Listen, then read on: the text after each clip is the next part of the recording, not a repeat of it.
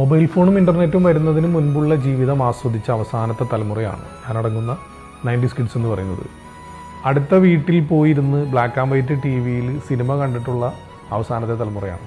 മാത്രമല്ല 10 പൈസ, 20 പൈസ, 25 പൈസ അല്ലെങ്കിൽ 50 പൈസ ഇതെല്ലാം അവസാനമായി ഉപയോഗിച്ചൊരു തലമുറയാണ്. 25 പൈസയ്ക്കും 50 പൈസയ്ക്കും ആ കാലഘട്ടത്തിൽ വാങ്ങാൻ കിട്ടുന്ന ഒരു അച്ചാറ് മാത്രം കൂട്ടി ഉച്ചയ്ക്ക് ഊണ് കഴിച്ചിട്ടുള്ളൊരു തലമുറയാണ്. ആഴ്ചയിലോ മാസത്തിലോ ഒരിക്കൽ മാത്രം ചിക്കനും ബീഫും കൂട്ടി ചോറ് കഴിച്ചിരുന്ന തലമുറയാണ്. കിലോമീറ്ററുകളോളം നടന്നും സൈക്കിളിന് വാടകയ്ക്ക് എടുത്തും ഒക്കെ യാത്ര ചെയ്തിട്ടുള്ളൊരു തലമുറയാണ്.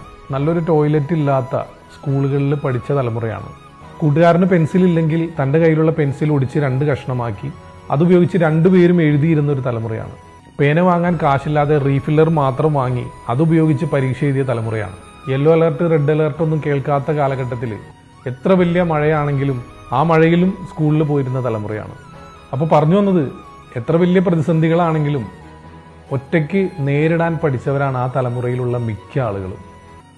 അപ്പോൾ 90s കിഡ്സിൽ മിക്കതും തീയിൽ കുരുത്തതുങ്ങളാണ്. അപ്പോൾ അവരൊന്നും വെയിലത്ത് പാടില്ല.